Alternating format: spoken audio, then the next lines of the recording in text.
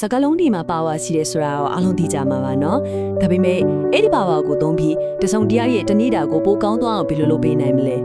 ကဲဒီနေ့ရှင်းလင်းနေစမှုမှာတော့တာမန်စကလုံးလေးတွေကနေပျော်ရွှင်မှုတွေဘယ်လိုဖန်တီးနိုင်မလဲဆိုတာကိုအတူတူလေ့လာကြည့်ကြအောင်ပါအရင်ဆုံ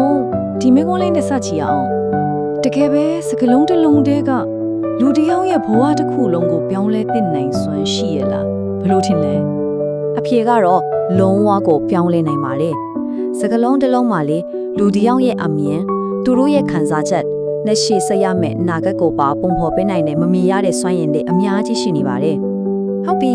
ဒီစွမ်းအားကိုဘယ်လိုအသုံးချမလဲဆိုတာစကြည့်ကြရအောင်ကျွန်တော်တို့နေ့တိုင်းသုံးနေတဲ့စကားလုံးတွေကရိုးရှင်းတယ်လို့ထင်ရပေမယ့်တကယ်တော့လူတရားရဲ့စိတ်သက်ကိုမြင့်တင်ပေးနိုင်တယ်လို့မျိုးတခါလေမှချုံးနေပြနိုင်တဲ့အထိနက်နက်ရှိုင်းရှိုင်းတရားမှုတွေရှိနေပါတယ်အထူးသဖြင့်အချစ်နဲ့အားပေးမှုတွေပါတဲ့စကားတွေကဘာလို့ဒီလောက်တော့အစွမ်းထက်ရတာလ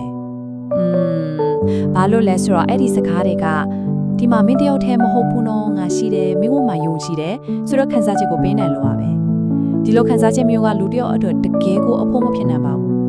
ဟုတ်ပြီသဘောတရားပိုင်းကိုသိပြီဆိုတော့ပျော်ရွှင်မှုကိုဘယ်လိုလက်တွေ့ဖန်တီးမလဲဆိုတာချိကြရအောင်ဒီအပိုင်းမှာတော့နေ့စဉ်ဘဝမှာချက်အသွန်းချနိုင်မဲ့အဖြူသဘောဆောင်တဲ့စက်တွေရင်းနှီးလန်းတွေကိုပြုတ်ပြပေးသွားမှာပါ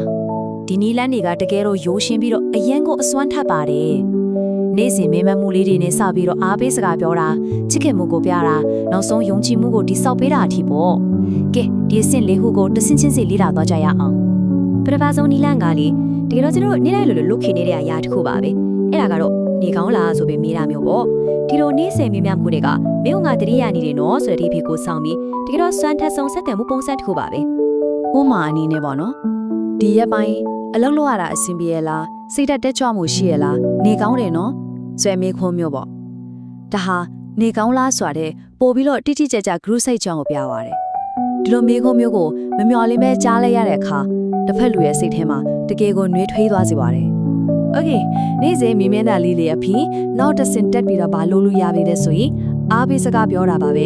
ဒါကလူတွေရောက်ရဲ့စ조사မှုကိုအသေးမပြုပြီးသူတို့ရဲ့ယုံကြည်မှုကိုတက်တက်ကြွကြွနဲ့အားဖြည့်ပေးတာမျိုးပါဥပမာမင်းလောက်တာကိုင်းတာတွေကအရင်ကလေးကကောင်းနေတာပဲဒါကြောင့်မင်းကိုငါယုံကြည်တယ်လို့ပြောလိုက်တာမျိုးပေါ့ဒီစကားကသူတို့ရဲ့အတိတ်ကစ조사မှုတွေကိုအတိမတ်ပြရရောက်တယ်လို့အနာဂတ်အတက်ယုံကြည်မှုကိုပါတခါတည်းတိဆောက်ပေးလိုက်တာနဲ့အတူတူပါပဲကဲနံပါတ်3နေလန်ဒါကတော့ချစ်ချင်မှုကိုစကလုံးတွေကနေတဆင့်တက်ရိုက်ဖော်ပြခြင်းပါပဲကျွန်တော်တို့တွေတခါလီမိတ်နေတဲ့ကြားတယ်မလားတစ်ဖက်လူကိုဘယ်လောက်တန်ဖိုးထားကြောင်းပြောဖို့လေဒါပေမဲ့ဂရုတစိုက်ရွေးချယ်ထားတဲ့စကလုံးတွေကပျော်ရွှင်မှုတွေကိုချစ်ချင်းဖန်တီးပေးနိုင်ပါလေဥပမာဆိုရင်ဒီလိုစကားလေးတွေပေါ့မင်းကိုလေးစားတယ်လို့တက်ရိုက်ပြောတာတော့မို့ငါ့ကိုအကြံဉာဏ်လေးပေးပါလားလို့မေးပြီးသူတို့ရဲ့အမြင်ကိုတန်ဖိုးထားကြောင်းပြတာမျိုးပြီးတော့မင်းကငါ့တော်တော်အကောင်းဆုံးပဲလို့ပြောတာမျိုးတွေကရိုးရှင်းပေမဲ့အရန်ကိုထိရောက်တဲ့စကားစုတွေပါပဲကဲနောက်ဆုံးဒီလင်းကတော့အခက်ခဲတွေနဲ့ရင်ဆိုင်နေရတဲ့သူတယောက်ကိုယုံကြည်မှုတည်ဆောက်ပေးတာပါကျွန်တော်တို့ရဲ့စကားလုံးတွေကသူတို့ရဲ့အတွင်းမှာရှိတဲ့ကြံ့ခိုင်မှုကိုပြန်လဲရှာဖွေတွေ့ရှိအောင်တကယ်ကိုကူညီပေးနိုင်ပါတယ်မင်းကြံ့ခံနိုင်မှာပါဒီစကားလုံးဟာအားပေးတာတသက်မဟုတ်ပါဘူးတစ်ဖက်လူရဲ့စွမ်းရည်ကိုယုံကြည်ကြောင်းပြသလိုက်တာဖြစ်ပြီးသူတို့တယောက်ချင်းရင်ဆိုင်နေရတာမဟုတ်ဘူးဆိုတဲ့ခံစားချက်ကိုပါတခါတည်းပေးနိုင်ပါတယ်ဟုတ်ပြီအခုကျွန်တော်တို့လေးလာခဲ့တဲ့နီလန်းလေးတွေကိုပြန်ခြုံကြည့်လိုက်တဲ့အခါစကလုံးတွေကိုစဉ်းစားကြည့်အသုံးပြုခြင်းကတူတယောက်အပေါ်မှာတင်မဟုတ်ပဲပိုပြီးကျေပြန့်တဲ့တရားမှုတွေရှိနေတာကိုတွေ့ရပါလိမ့်မယ်ဆိုတော့အဓိကပြောချင်တဲ့အချက်ကရှင်းရှင်းလေးပါပဲပျော်ရွှင်မှုဆိုတာစကလုံးတစ်လုံးတည်းကနေစတင်နိုင်ပါတယ်ကြီးကြီးမားမားတွေလိုပေးဖို့မလိုပါဘူးတင်းငယ်တဲ့ဂရုစိုက်မှုတစ်ခုကနေအရာအလုံးစတင်နိုင်တယ်ဆိုတာပါပ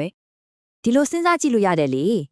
ကိုပြောလိုက်တဲ့ကောင်းတဲ့စကားတစ်ခွန်းကတစင်ပြီးတစင်ပြန့်နှံ့ထားနိုင်ပါမယ်ကိုပြောရှင်အောင်လူပေးလိုက်တဲ့သူကတခြားတယောက်ကိုဆက်ပြီးကောင်းကောင်းမွန်မွန်ဆက်ဆက်နိုင်တယ်ဒီလိုနဲ့အပြုသဘောဆောင်တဲ့ကွင်းဆက်လေးတစ်ခုကိုဖန်တီးနိုင်တာပေါ့နောက်ဆုံးမှာတော့လေဒီလိုစကလုံးတွေရဲ့စွမ်းအားကိုနားလေပြီးကြရွတ်တက်ဆိုင်အတုံပြတဲ့အခါတခြားသူတွေအတွက်တာမကကိုယ့်ရဲ့ဘဝကိုယ်တိုင်ကပါပို့ပြီးတော့လှပလာတာကိုတွေ့ရမှာပါဒီတင်ဆက်မှုကိုကြည့်ပြီးသွားတဲ့အခါမှာတော့ဒီနေ့ကိုယ်တိုင်ကတော့ဘသူကိုရဲ့စကလုံးတွေနဲ့ပျော်ရွှင်အောင်လုပ်ပေးမလဲဆိုတာလေးကိုစဉ်းစားကြည့်စေချင်ပါတယ်